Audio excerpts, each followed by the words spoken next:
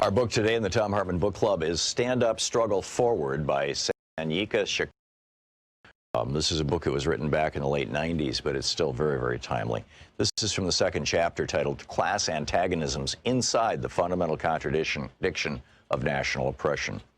Having just passed the 19th and quickly approaching the 20th anniversary of the L.A. Rebellion, we should be reminded here of what Rodney King whimpered as he stood in front of a bank of microphones surrounded by class enemies and neo-colonial politicians. We should remember how he'd been dressed in that non-threatening cardigan sweater, white shirt, and black tie, how his hair had been tortured into submission by a jerry curl. We should reflect as well upon how timid and spooked he looked, and on how concerned and stern those who flanked him were as well. That was a Kodak moment. It was staged to foster an image of contrition and resignation, submission, a victim. Rodney King had been led to believe, through a bourgeois sense of reasoning, that the rebellion was really about him, that the reason new Africans and Mexicanos took to the streets of South Central was the result of his filmed beating. That, of course, is typical of mechanical bourgeois thinking. What it's not typical of, however, is someone from the hood.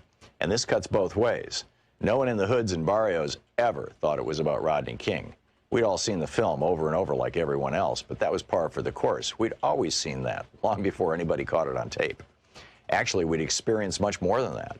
Why, it's safe to say that the hoods had gone to war with each other in vicious waves of internal, intra-class combat for much less than that, though because of a general colonial mentality which prevents the challenging of bottom-up oppression, the same hood forces will not, in any systemic way, wage war on the pigs, or for freedom, land, and socialism. Rodney King alone and of his own accord would not have thought to hold a press conference to ask the asinine question in the form of a whimpering request, can't we just all get along? The fact of the matter is, we are getting along. New Africans and Mexicanos are getting along just fine. What we couldn't understand was why he was admonishing us for getting exploiters of our communities. The impression he gave, with his handler's hands up his back like a ventriloquist troll, was that a race riot was going on, as if we had all begun to kill each other or burn and rob each other's homes. His handlers compelled him to send up a false flag, a diversion. But you see, this was the very thing that exposed the class interests and reactionary politics of the Uncle Toms that had been designated to handle him, and by extension, us. Let's go back for a minute. Let's talk social development, aka history. There exists a fundamental contradiction in our lives that, like an elephant in the room, no one wants to acknowledge.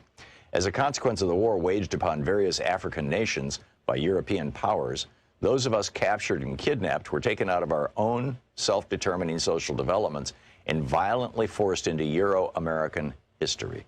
This is not simply a clever play on words. This is a reality. We lost the ability to control our own destiny. Read that again. From that time until now, the fundamental basic contradiction between the U.S. oppressor nation and our own oppressed and colonized nation has been the governing imperialist relationship, which is to say, us not being in control of the qualitative factors that determine our lives as a people, as a nation.